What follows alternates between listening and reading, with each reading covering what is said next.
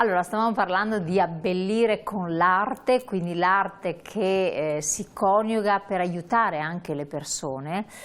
E si sarebbe mai immaginata, lei come artista, di poter anche adattare la propria attività a questo tipo di cose? Perché non so, già il fare il murales secondo me è già una cosa molto bella, poi soprattutto sono belli, molti sono straordinari veramente, ti allietano la vita nelle città, è andato in dubbio, perché le città molte volte sono grigie, sono tristi, ci sono queste pareti fatte, vabbè, che sono angoscianti. Adesso vediamo anche, non so, i bidoni per la raccolta dell'acqua anziché dei gasdotti sono dipinti, ma pensare anche a fini sociali, quindi allietare, non so, i bambini che si trovano in una situazione di patologia o le persone anziane che sanno, cioè sono professionisti, quindi sanno apprezzare l'arte, perché non è il fare uno scarabocchio, è proprio esprimere se stessi. L'avrebbe mai pensato potesse essere coniugato per un'utilità sociale? Ma io sinceramente era sempre il mio scopo, con arte avvicinare le persone. Arte è fatta per le persone, è giusto così, insomma. Per me è stata, quando ho fatto il murales con i bambini e il murales con i nonni, per me è stata più che opera d'arte, era un'esperienza, tutta l'esperienza era un'opera d'arte, perché la gente si fermava, mi parlava, mi ricordava un pezzo di sua storia, mi chiedeva del colore. C'è anche questa componente durante... Esatto, e praticamente è diventata tutta l'esperienza che è diventata bella, non solo il risultato finale, perché arte è un processo, non è solo il risultato, perché attraverso arte noi cresciamo, tiriamo fuori le nostre emozioni, e ho fatto tante amicizie e sono davvero, davvero felice di aver coinvolto le persone che l'hanno apprezzato, e spero di continuare proprio in questa strada, sempre coinvolgendo persone. E prima del Covid ho fatto anche tanti laboratori, dopo si è un po' bloccato tutto, adesso sto ricominciando anche a fare laboratori dell'arte, che sono sempre belli, sempre apprezzati, e speriamo di continuare così. Infatti, e quanto nelle proposte, anche in questo caso qua di questo progetto, o anche in altri, quanto è importante anche il saper proporre, quindi entrare nell'ambito del target di riferimento, insomma, per sostanziare, e capirlo, interpretarlo, fare una proposta che possa essere accolta. Quando mi ha detto le città del Veneto oppure le leggende, le storie, sono due cose parallele, cioè sembrano quasi diametralmente opposte, no? Però bisogna inventarsi, bisogna pensarle, bisogna anche realizzarle, non è semplice. Sì, insomma, le città ho un po' pensato ai ospiti, perché gli ospiti, gli piace la città, vogliono ricordarsi la Venezia, vogliono vedere il santo perché hanno passeggiato per quelle strade, e ho detto vabbè, questa è la proposta pensando a loro, e dopo ho pensato cosa posso io dare a loro, e io mi piacciono tanto le leggende, la folklore, e ho una bella collezione di tutte le leggende che trovo in giro, e ho pensato che praticamente le persone che possono apprezzare queste storie un po' dimenticate sono proprio loro, perché vengono dai tempi loro queste storie. E ho detto provo, vedo, forse piace anche a loro, e per quello che ho dato la proposta o questo, o le città, perché le città sapevo che agli anziani le piacciono ricordarsi i luoghi dove hanno vissuto. E invece gli è piaciuta la mia idea, sono felice, perché così anche... Creativa. Sì, anche perché là vicino c'è anche un asilo nido, e questi bambini spesso passano per quei corridoi, perciò anche il direttore ha detto che sarebbe bello, così come anche un punto di scambio generazionale, che i nonni raccontano le loro fiabe ai bambini, e ai bambini ovviamente gli piace le storie essere accompagnate delle illustrazioni per comprenderle meglio. E potrebbe essere anche questo una bella iniziativa anche per avvicinare. No, bello veramente. Stavo dicendo prima, questa è solo una parte di quello che avete realizzato in una struttura dove magari potete ancora arricchirla, visto che si è prestata, c'è già il plastic, però potrebbe essere anche un biglietto da visita per quello che voi fate, per ampliare il vostro, in qualche modo il vostro progetto, no? Quindi diventa il vostro format in qualche modo, no? Know-how. Sì, noi, come le dicevo prima, in realtà nasciamo come core della nostra mission, della nostra associazione, il creare delle smile room, delle stanze del sorriso. E proprio prendendo ad esempio quello che diceva lei prima, cioè che ci sono in realtà anche ospedaliere, anche in città tipo Firenze, tipo Genova, che sono molto importanti, dove sono riusciti a creare un ambiente ospedaliero molto più umano rispetto al tradizionale ospedale. e all'interno noi ovviamente abbiamo un gruppo di volontari. Ecco, una cosa che ci tengo a precisare è proprio questo: i nostri volontari sono tutte persone che lavorano, noi non viviamo di volontariato, ognuno di noi ha il nostro lavoro e dopo mettiamo a disposizione dell'associazione le nostre competenze personali e formative che abbiamo creato nell'ambito della nostra vita. Quindi questi ragazzi che ci seguono portano il loro valore aggiunto all'associazione e il nostro core è creare queste smile room. All'interno ne abbiamo create già diverse, ce n'è una in oncoematologia pediatrica a Padova che è dedicata ad esempio agli adolescenti. Là abbiamo messo tutti i mega schermi con le PlayStation, con le poltrone dove possano, mentre fanno le loro terapie, possano giocare, e quindi un aspetto di approccio verso la malattia e verso la cura completamente diverso. Ne abbiamo creata una all'ospedale di Milano, in quel caso per piccolini, quindi loro salgono su quell'ascensore che abbiamo visto prima che è stato trasformato in acquario, in questa Smile Room dove c'è un box per i più piccoli con all'interno i giochi. Ci sono adesso i Babalù, che sono questi portaplebo a forma di draghetto, in maniera tale che il bambino che sta là in attesa intanto, al posto di pensare oh mamma mia sono in ospedale, mi devono fare una puntura, magari pensa a giocare, certo. E quindi c'è anche... Passa prima meglio il tempo. Esatto, e allevia anche il lavoro degli stessi operatori sanitari, perché poi il momento ad esempio più drammatico, più traumatico per un bambino è quando lo si piglia fisicamente dalle braccia della mamma e gli si dice, perché i medici, che sono degli angeli chiaramente, intendiamoci bene, no? Che fanno questo lavoro tutto il giorno, dicono vieni con me e ti faccio la punturina, non senti niente, però per il bambino la punturina è una puntura, non è una punturina, e quindi il momento di distacco del bambino dai genitori, dalle mamme, è un momento traumatico, il bambino lo vede come un trauma chiaramente. E se tu gli dici a questo bambino, e questa esperienza l'abbiamo a Cittadella e a Campo San Piero, monta sulla macchinina elettrica che andiamo a fare l'esame, il bambino corre sulla macchinina elettrica, monta sulla macchinina elettrica telecomandata dall'infermiere o dai genitori che lo porta a fare l'esame, magari un po' più invasivo, un po' più particolare, o anche addirittura piccolissimi interventi. Quindi diventa veramente un approccio alla malattia completamente diverso. Questo lo riportiamo anche su case di accoglienza per bambini disagiati o che hanno dei problemi. Seguiamo delle case dove ci sono bimbi vittime di violenza, bambini e mamme vittime di violenza.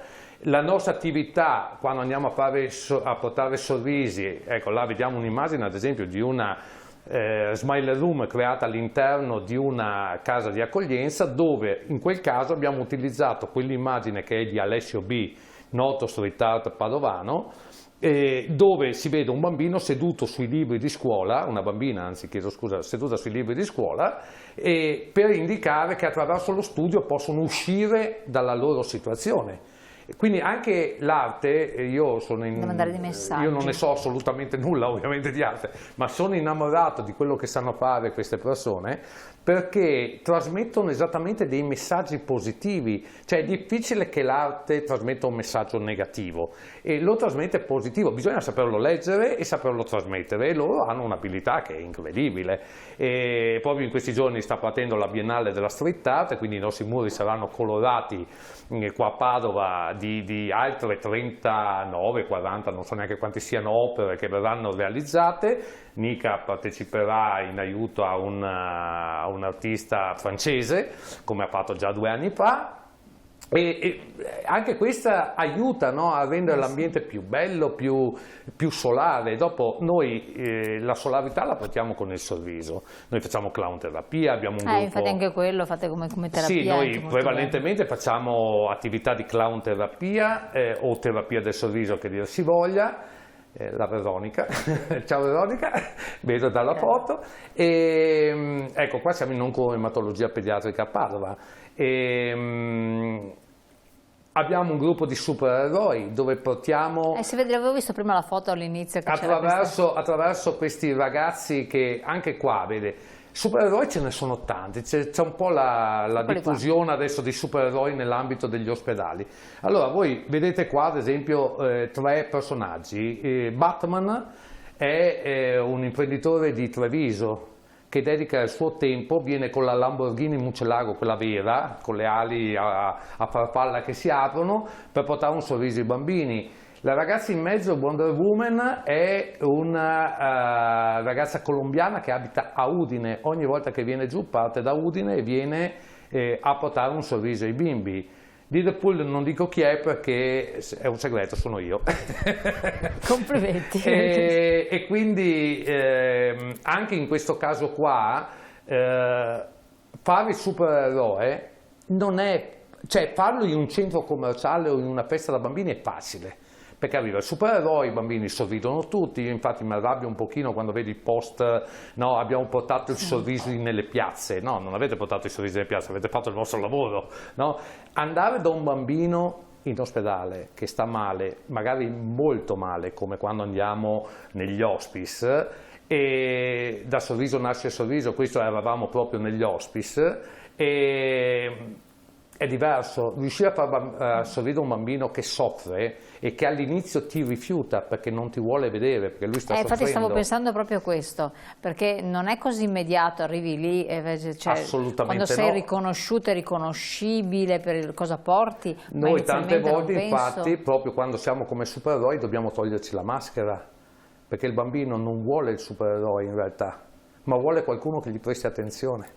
Quindi a volte quando il bambino ti guarda in faccia e magari si mette a piangere o ci dice l'uomo nero non lo voglio, Batman, che tu dici ma Batman lo vogliono tutti i bambini, no? No, non lo voglio, perché in quel momento lo vede magari come un momento di impasse, lo vive come un momento di impasse. A quel punto togliamo la maschera, ci facciamo vedere che siamo noi e dopo ce la rimettiamo.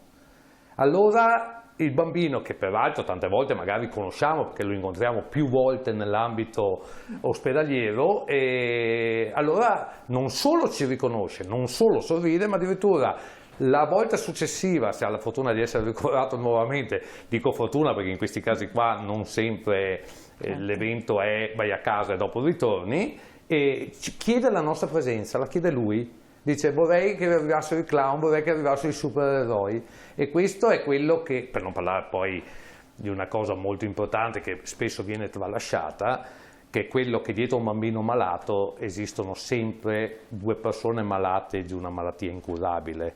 Questa malattia incurabile è la paura, e queste due persone sono i genitori. Genitori a cui gli dici che il figlio ha una malattia magari terminale, Certo, automaticamente cambia il mondo, cambia la vita, cambia tutto, no? E in quel momento là tu non ti devi prendere cura solo del bambino, ma devi prenderti cura anche di tutta la famiglia, e la struttura ospedaliera ovviamente non è preposta per questo. Non è strutturata proprio. No, deve curare il bambino malato, quello è il suo compito. Quindi chi abbraccia la mamma quando gli hanno detto che magari il figlio ci vuole qualcun altro, no? E abbiamo visto prima una ragazza con cui abbiamo legato, perché poi le famiglie di queste persone ci aiutano nella nostra attività di associazione, e quella ragazza che ha subito un trapianto e che tuttora la mamma ci aiuta facendoci anche dei manufatti che dopo noi con questi facciamo magari le casette della solidarietà, e quindi ci autofinanziamo, perché poi teniamo presente che di tutto questo, tutti questi bei progetti sono autofinanziati, cioè nessuno ci dà un centesimo se non le donazioni private o appunto questi aiuti che provengono dai genitori e dai familiari di questi bambini. E quindi anche questo è un altro grosso problema, ma sì, ce ne sarebbero tanti da dire. Cioè, noi abbiamo cercato, perché nella nostra associazione esiste un pre-Covid e un post-Covid. Come ovunque. Come dappertutto. Noi nel pre-Covid sostanzialmente facevamo clown terapia, andavamo negli ospedali, si faceva clown terapia e seguivamo qualche casa di accoglienza per bambini disagiati. È arrivato il Covid, è cambiato il mondo, e pochi sanno purtroppo che queste persone sono state le più colpite, nonostante avessero già tante disgrazie di loro, perché nelle case di accoglienza magari c'è un bambino che c'ha la mamma che fa, che ne so, la badante in nero. È brutto da dire, ma è così. No, questa è la realtà. Quella mamma si è trovata a casa dalla sera alla mattina senza i soldi per comprare il pane per i suoi figli. E quindi noi ci siamo trasformati e abbiamo cominciato a distribuire le spese sociali, abbiamo cominciato, Nica è stata una delle fautrici di questo progetto, a distribuire agli anziani le mascherine, portandogli casa per casa le mascherine, ed era il periodo di Pasqua e quindi abbiamo portato le uova di Pasqua a questi nonnetti che stavano da soli nelle case e che ci correvano dietro perché volevano baciarci ed abbracciarci, ma non si poteva fare, e quindi è stato veramente complicato. Tutti i nostri volontari erano in giro casa per casa con le borse della spesa, che era una cosa che noi non eravamo abituati a fare. Andavamo a fare la raccolta nei supermercati, dopo facevamo le spese, le portavamo nelle case, e là è venuto poco alla volta un mondo diverso. Abbiamo fatto in quel periodo un collegamento chat per i bambini, quindi eravamo collegati con le famose videoconferenze, si chiamano, no? E quindi con i computer ci collegavamo con le case dei bambini, a un'ora stabilita del giorno si chiamava Pronto Clown, chiunque poteva intervenire e fare impazzire poi i genitori, perché noi quando ci mettiamo a scherzare, scherziamo sul serio. Allora gli abbiamo fatto fare i giochi con la farina dentro in casa, abbiamo fatto fare un po' di casino bello ai bimbi, ma abbiamo aiutato a portare questo tipo di sorriso anche in una situazione palesemente complicata. Poi post-Covid è tutto ripreso, sono riprese le attività in ospedale, ma c'era un altro problema, ci sono i senza tetto. I senza tetto, anche là, la solidarietà verso il senza tetto, non gli basta da mangiare. A Padova non c'è un problema di mangiare per i senza tetto, ma c'è un problema di dormire. E chi va a portare qualcosa ai senza tetto che dormono fuori di notte quando è freddo?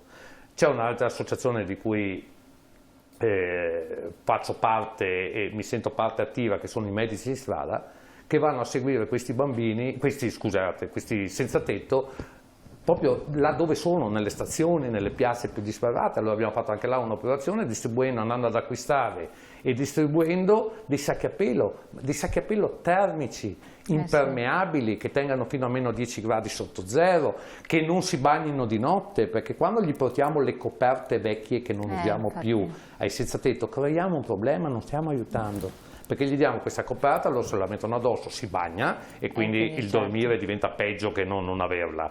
In più alla mattina la lasciano dove sono e quindi i vigili passano e dicono è degrado della città e buttano via tutto, giustamente, perché è giusto che sia così. Quindi anche la solidarietà va fatta con la testa, cioè operando come se noi fossimo nella nostra famiglia, nella nostra azienda. Tu a tuo figlio gli dai una coperta bagnata per tenersi caldo? No, e quindi non lo devi fare neanche col senza tetto. Qual è il problema?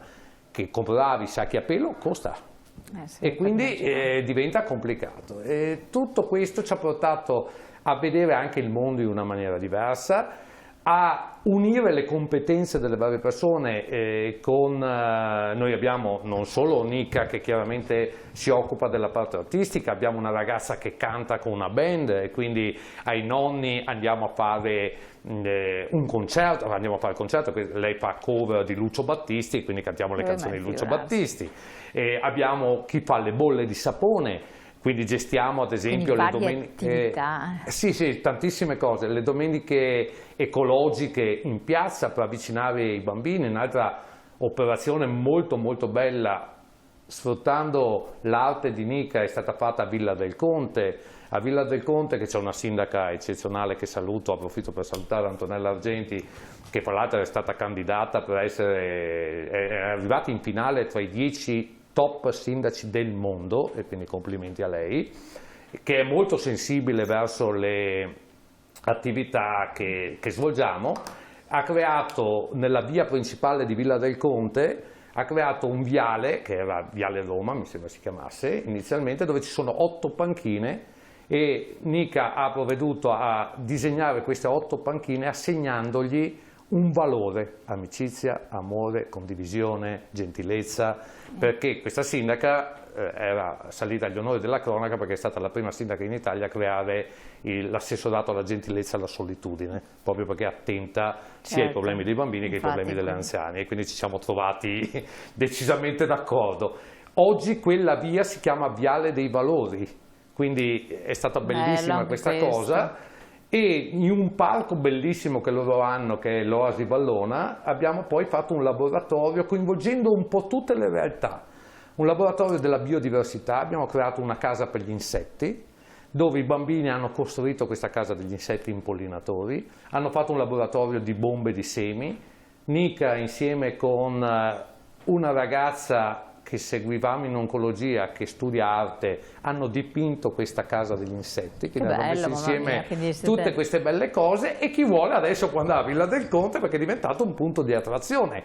All'Oasi Valona troverà questa casa degli insetti dipinta e costruita con varie cose. Quindi... E allora questo è un po' uno stimolo per guardare il vostro sito, Gioca con il Cuore, che è un sito molto stimolante. Io qua ho la brochure, però vi invito a guardare, a vedere, perché sono tantissime le iniziative. A seguirvi, poi seguire anche Nika con la street art adesso che ci sarà a Padova, quindi anche vedere le varie attività, a prendervi con il cuore, quindi dare una mano, perché effettivamente con il 5 per 1000 insomma ci sono varie modalità per aiutarvi, fate tantissime cose. Io starei volentierissimo ad ascoltarla ancora, perché veramente mi ero immersa in queste cose straordinarie. Il tempo purtroppo vola. Io vi lascio ai vostri impegni, so che tra l'altro ne ha tantissimi, faccio veramente i complimenti con il cuore, perché entrambi Grazie. per far questa cosa qua è straordinaria, anche per pensarla, per arricchirla, e soprattutto date tantissima felicità alle persone, perché secondo me al di là dell'opera realizzata in sé per sé, al di là delle iniziative, tutto resta un ricordo, resta un'immagine, resta un segno, e questo veramente fa tanto bene al cuore, come dicevo, sia le persone che sono direttamente coinvolte, ma anche magari la famiglia stessa, insomma, e poi abbellisce tante strutture che hanno bisogno di avere un qualche cosa che faccia sognare, se non altro, perché è vero, l'arte fa anche sognare. Ci tira fuori l'aspetto migliore e ci mette in mondi diversi, ed è bello che quando sei in una struttura che magari non ti va al massimo, perché è un ospedale, perché è una casa di riposo, perché magari è qualsiasi cosa, anche una scuola stessa, però ti fa immaginare di essere da altre parti, e questo è bellissimo. Complimenti, grazie ancora, grazie a voi telespettatori di averci seguito. Io vi lascio alla pubblicità, noi ci vediamo dopo, grazie. Grazie a voi. Grazie.